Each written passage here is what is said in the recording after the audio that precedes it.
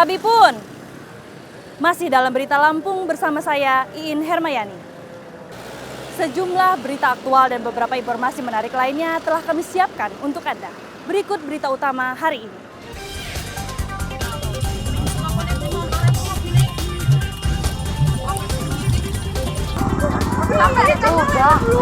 Mobil minibus yang mengangkut orang sakit bertabrakan dengan mobil travel di jalan lintas Pantai Timur.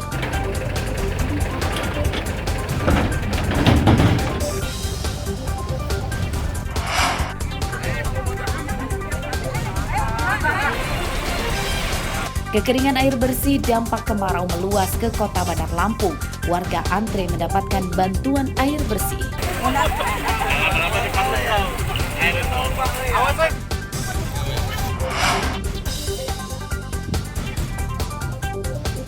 Dermaga tua di Bandar Lampung disulap jadi tempat wisata kuliner Nusantara.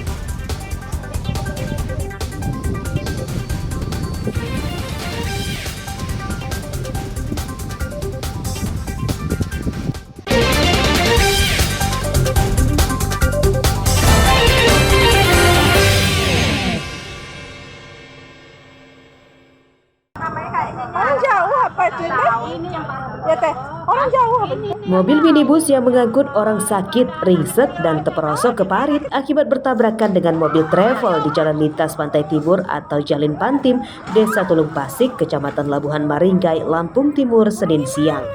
Sedangkan mobil travel juga ringsek dan terguling di jalan.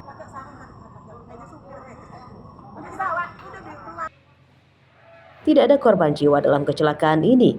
Warga dan polisi membantu pasien dalam mobil segera dibawa ke rumah sakit, sedangkan 7 penumpang di mobil travel menderita luka ringan.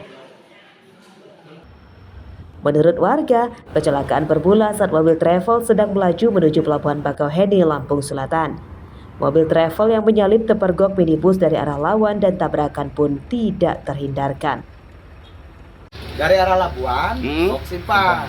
Terus? Kalau mobil ini dari Simpang ke arah Labuan. Mungkin mereka ini loksion yang ngelepasin pusong, dia keluar ketemu ini. Gitu. Tapi katanya apa itu? bawa orang sakit ya? Ya. Yang mana itu? Loksionnya yang bawa orang sakit. Setahu saya seperti itu. Tapi nggak ada korban, Pak? Nggak ada. Untuk sementara korbannya bawa kemana? Ke rumah sakit. Kejadiannya sih kita nggak tahu persis gimana ya, cuman pas keluar dari rumah emang sudah geletak kayak gitu mobil itu.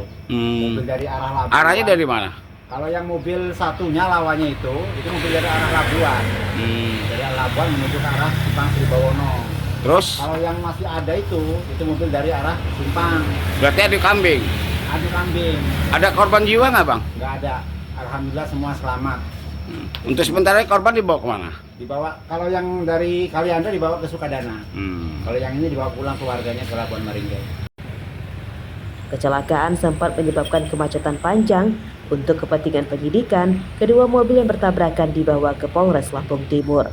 Asef Saifullah melaporkan dari Lampung Timur.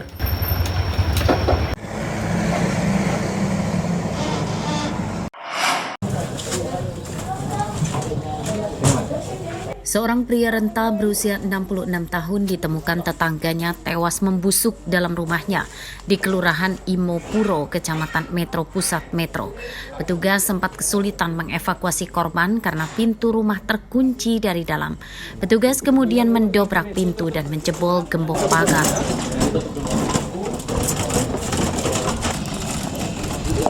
Menurut warga, korban bernama Ali Wasid Samin tinggal sendirian.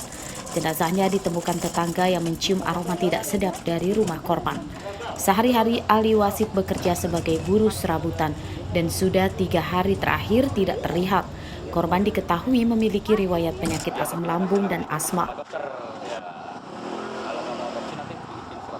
Dari Damkar Satpol PP karena kita kesulitan membuka gerbang, kemudian dibuka paksa dan pintu juga tadi didobrak. Dan memang betul, kemudian setelah itu diketemukan ada seorang mayat laki-laki kurang lebih berumur 66 tahun yang memang beliau adalah warga di sini asli. Gitu. Ya, tadi setelah pintu didobrak, kondisi tadi kalau nggak salah terlentang ya, sudah badannya sudah membengkak gitu. dan langsung dibawa oleh tim medis ke Rumah Sakit Umum Ahmad Yani.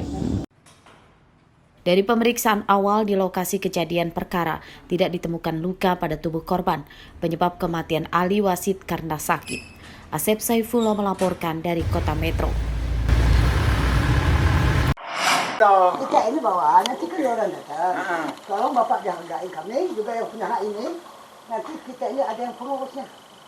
Protes warga terjadi saat tim Satgas bentukan Pemkab Mesuji melakukan sosialisasi kepada warga yang menduduki lahan sengketa segera pindah. Hal ini karena lahan masuk dalam HGU perusahaan perkebunan sawit PT Sumber Indah Perkasa.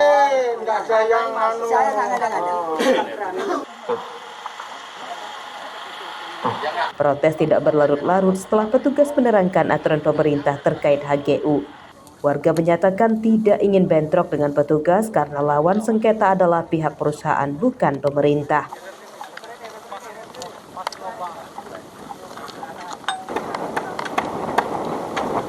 Warga menyatakan tidak mau pindah sebab lahan yang disengketakan merupakan tanah adat Buai Mengcurung dari ulayat atau leluhur mereka yang kini digarap perusahaan tanpa ada ganti rugi. Kami juga selaku masyarakat adat Buai Mengcurung ini, kami adanya duduk di sini karena menuntut hak-hak keturunan adat kami.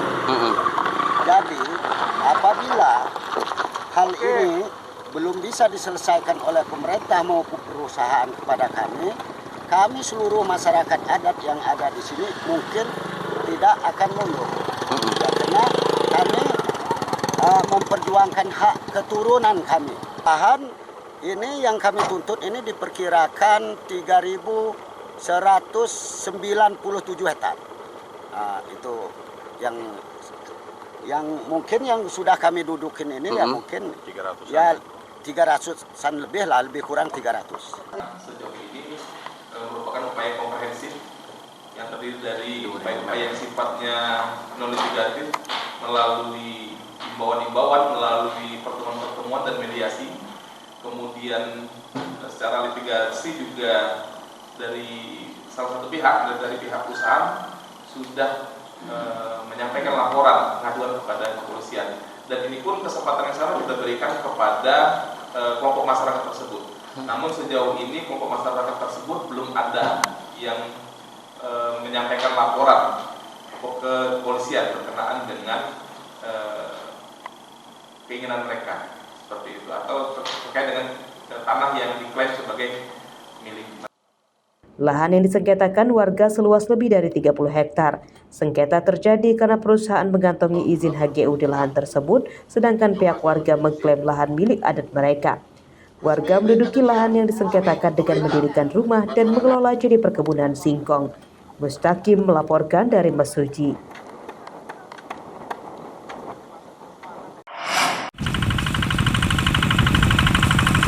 Puluhan hektar sawah di Desa Gedung Asri, Kecamatan Penawar Aji, Tulang Bawang, dilanda kekeringan dampak kemarau.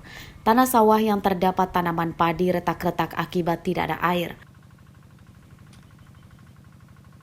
Menurut petani, sudah selama 2 bulan tidak ada hujan. Air di sawah dan irigasi mengering. Dampak kekeringan, tanaman padi yang sudah berusia 1,5 bulan tumbuh tidak subur dan terancam mati. Para petani berusaha keras menyelamatkan tanaman padi dengan cara menyedot air dari irigasi pada malam hari. Namun cara tersebut tetap tidak maksimal karena air di irigasi tidak banyak dan harus berbagi dengan petani lain. Dari 2 bulan yang lalu. Kekeringan ini. Ya, kekeringan. Dampaknya sendiri apa sih Mas? Dampaknya bisa gagal panen positifnya karena tanah sudah mengering penuh. Penyebab karena turunnya hujan sudah enggak turun lagi, yang jelas kurang curahan hujan. Cara menanggulangi atau mengatasi sendiri petani seperti apa Mas untuk kekeringan ini? Menanggulangi kita ya jelas modal lagi tuh alat buat ngecor, buat ngecor lahan. Kalau kita tidak mempunyai mesin atau yang tidak mampu, kita otomatis kekeringan. Gagal panen. Upaya dari masyarakat setempat, petani tempat kita ini masih menggunakan alkon untuk mengatasi mengisi pengairannya, Pak. Terus untuk sumber daya airnya itu dari mana, Pak? Sementara kita memanfaatkan sungai yang ada, Pak.